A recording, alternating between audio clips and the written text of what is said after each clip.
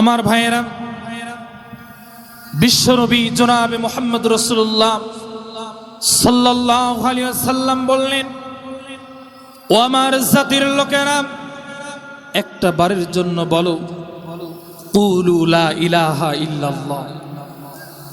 সঙ্গে সঙ্গে আবু জেহেল ডাক দিয়ে বললেন, তাব্বাল্লাকা ইয়া মুহাম্মদ আলিহাজা জামাতানা।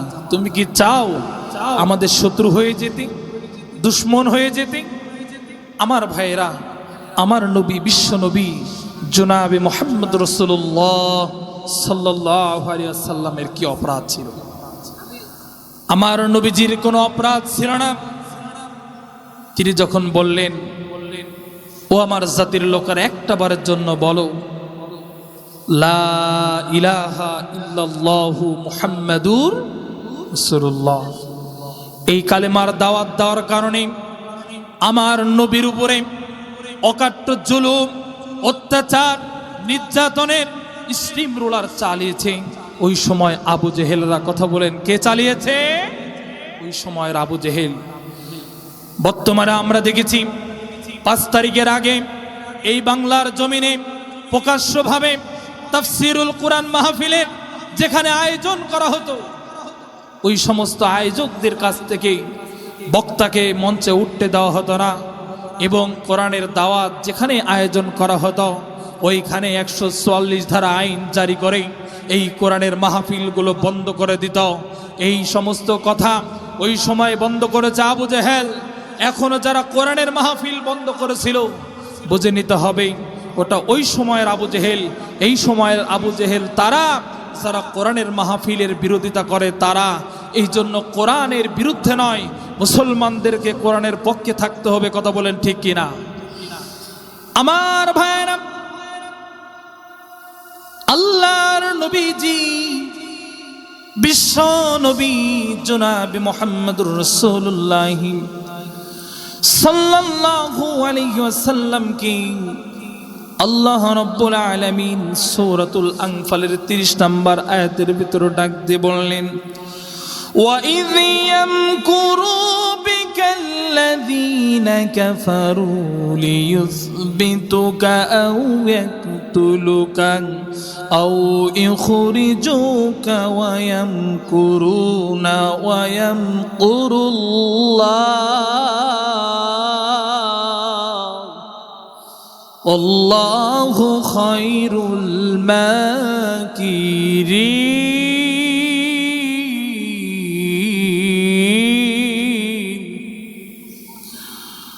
আল্লাহ রাব্বুল আলামিন আল্লাহর নবীজি বিশ্ব নবী জনাবে মুহাম্মদুর রাসূলুল্লাহ সাল্লাল্লাহু আলাইহি সাল্লামকে বললেন, আর সেই সময়টিও স্মরণ করো যখন কাফেরেরা তোমারে এই দুনিয়া থেকে বিদায় করার জন্য তারা ষড়যন্ত্র করেছিল।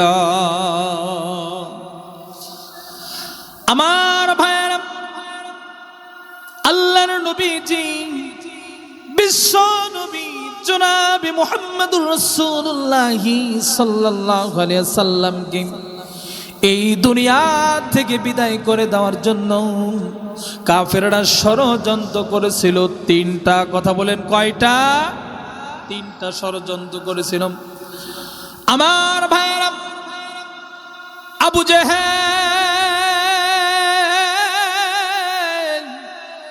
ডাক দিয়ে বলতেছেন, মুগিরা রে,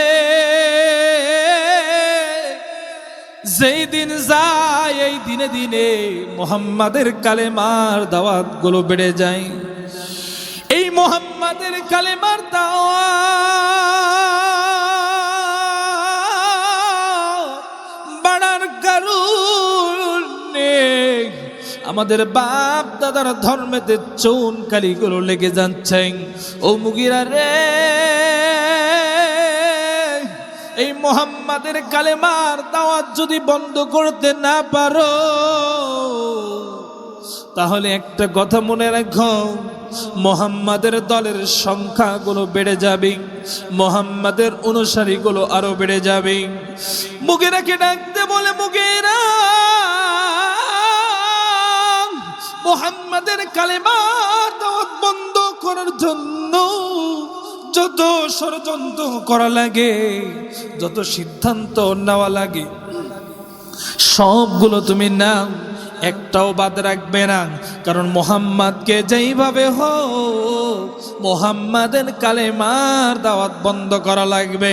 আমার ভাইরা, 5 তারিখের আগে এই বাংলার জমিনের দিকে খেয়াল করে দেখুন, আল্লামা মামুনুল হক যখন মূর্তির বিরুদ্ধে ফতোয়া দিলেন, মুফতি হামিদ হামজা যখন কোরআনের কথাগুলো ভালো করে যখন জাতির সামনে যখন উপস্থাপনা করলেন, এই বাংলাদেশের জালিমা ক্ষমতাশীল ওই আলেমদের জন্য আয়না ঘর তৈরি করে আলেমদেরকে দুনিয়া থেকে বিদায়ের চেষ্টা করেছে।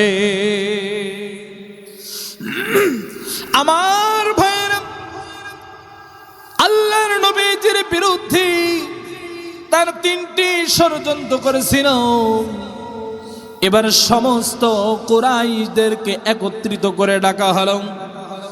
তাফসীর ইবনে কাসিরের বর্ণনা এসেছে, ইউসবিত শব্দের অর্থ কারাবন্দী করা, ইউসবিত শব্দের অর্থ ঘরবন্দী করা, ইউসবিত শব্দের অর্থ অবরোধ করা, ইউসবিত শব্দের অর্থ আল্লাহর নবীকে হত্যা করার ষড়যন্ত্র করা।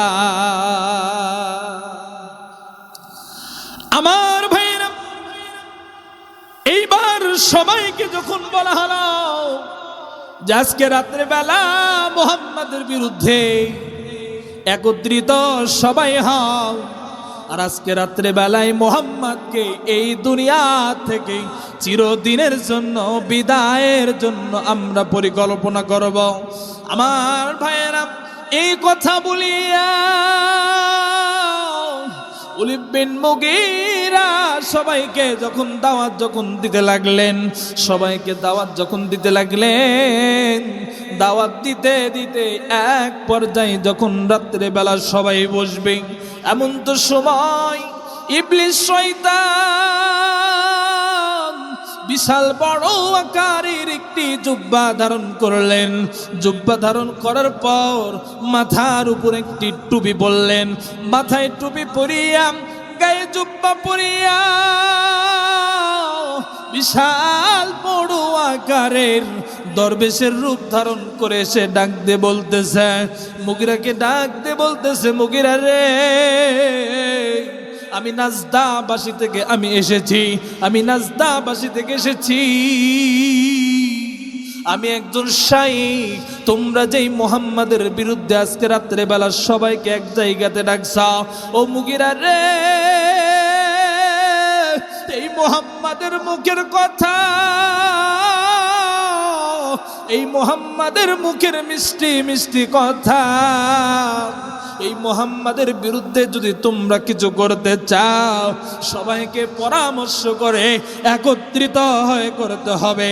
আর মুহাম্মাদের বিরুদ্ধে পরামর্শ দেওয়ার কারণে আমি তোমাদেরকে সহযোগিতা করার জন্য এসেছি। কিন্তু ওটা কোনো দরবেশ নয়, ওটা কোনো শায়েখ নয়, ওটা ছিল ইবলিস শয়তান। বিশাল বড় আকারের জুব্বা টুপি পরে সেই দিন কিন্তু মুহাম্মদ সাল্লাল্লাহু আলাইহি সাল্লামের বিরোধিতা করার জন্য এসেছিল। আমার ভাইয়েরা, আল্লাহর নবীর বিরুদ্ধে সবাই যখন বসলেন, বসার পরে আবু জাহেল ডাক দিয়ে বলতেছে, ও কুরাইশবাসীরা শোনো, এই মুহাম্মদ আমার বাপ দাদার ধর্মের বিরুদ্ধে কথাগুলো বলে। এই মুহাম্মাদের মুখের কালেমার দাওয়াত যদি বন্ধ করতে হয়, ষড়যন্ত্র সিদ্ধান্ত যা নেওয়া লাগবে সবগুলো সিদ্ধান্ত আমাদেরকে নিতে হবে। আমার ভাইয়েরা, এইবার আবু জেহেলকে একজন ডাক দিয়ে বলতে চায়, নেতাজি, আমি একটি পরামর্শ দিতে চাই। বলে, কি পরামর্শ তুমি দিতে চাও? ডাক দিয়ে বলে, ও নেতাজি, আমার পরামর্শ হচ্ছে যে মুহাম্মদকে যদি আমরা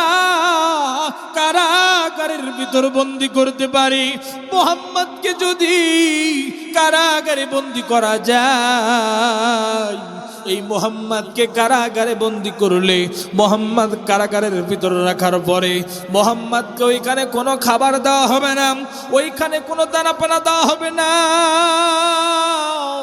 আর মুহাম্মদ খাবার না খেয়ে খেয়ে কারাগারের ভিতরে মুহাম্মদ আস্তে আস্তে শেষ হয়ে যাবে। এই সিদ্ধান্ত যখন জানানো হলো, অপর দিক থেকে ইবলিস শয়তান ডাক দিয়ে বলতেছে, না না না না, এই সিদ্ধান্ত আমি একমত হতে পারলাম না। আবু জেহেলকে ডাকতে বলে, আবু জেহেল, তুমি যে অবৈধভাবে যে চেয়ারে বসে আছো, তোমার অবৈধ চেয়ার আর থাকবে না, অবৈধ চেয়ার তোমার থাকবে না। মুহাম্মদকে কারাগারে বন্দী করা যাবে না। মুহাম্মদকে যদি কারাগারে যদি বন্দী করো, মুহাম্মদকে যদি কারাগারে বন্দী করো, এই মক্কা নগরীর মানুষেরা সবাই বলবে জেলের তালা ভাঙবো, মুহাম্মদকে বাহির করে আনবো। অতএব না না না না না, জেলের তালা ভাঙলে মুহাম্মদকে বাহির করে নিয়ে যাবে, অতএব মুহাম্মদকে কারাগারে বন্দী করতে পারবে না। আমার ভাইয়েরা, বাংলার জমিনে আপনারা দেখেছেন যখন কন্যা জি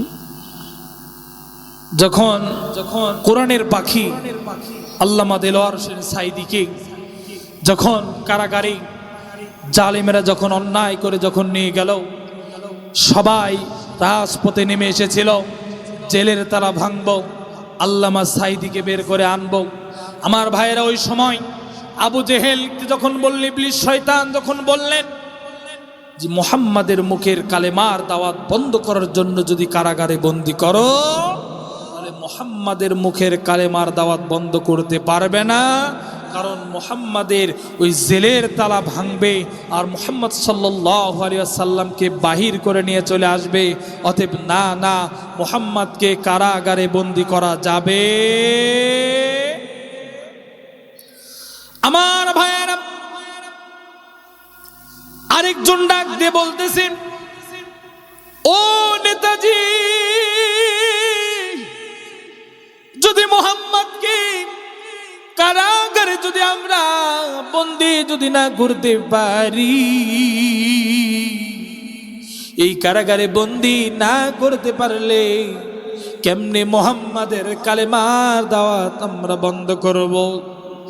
এবার ডাক দিয়ে বলতেছে, মুহাম্মদকে যদি কারাবন্দী না করা হয়, আমার সিদ্ধান্ত হচ্ছে এই যে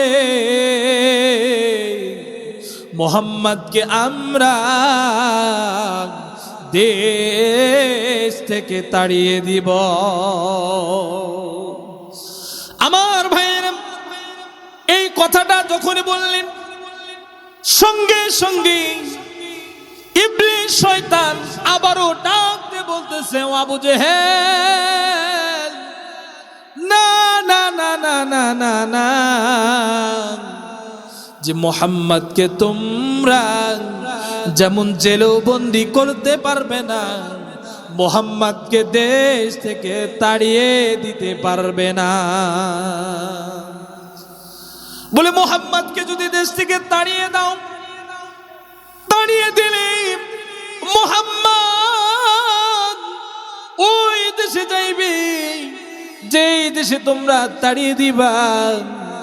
ওই দেশে যাওয়ার পরে মুহাম্মদ সাল্লাল্লাহু আলাইহি ওয়াসাল্লাম আবার ওই দেশে যাওয়ার পরে কালেমার দাওয়াত দিবে। কালেমার দাওয়াত দিতে দিতে তার দলের সংখ্যাগুলো বেড়ে যাবে। তার দলের সংখ্যা যখন বেড়ে যাবে, ও আবু জেহেল, তার দলের সংখ্যাগুলো যখন বেড়ে যাবে, এবং তারা দলের সংখ্যা বাড়ার কারণে তারা সবাই কালেমার দাওয়াত নিয়ে আবার আসবে, আবার ফিরে এসে তোমার অবৈধ চেয়ার আর থাকবে না। এই জন্য যে মুহাম্মদকে দেশ থেকে তাড়িয়ে দেওয়া যাবে না।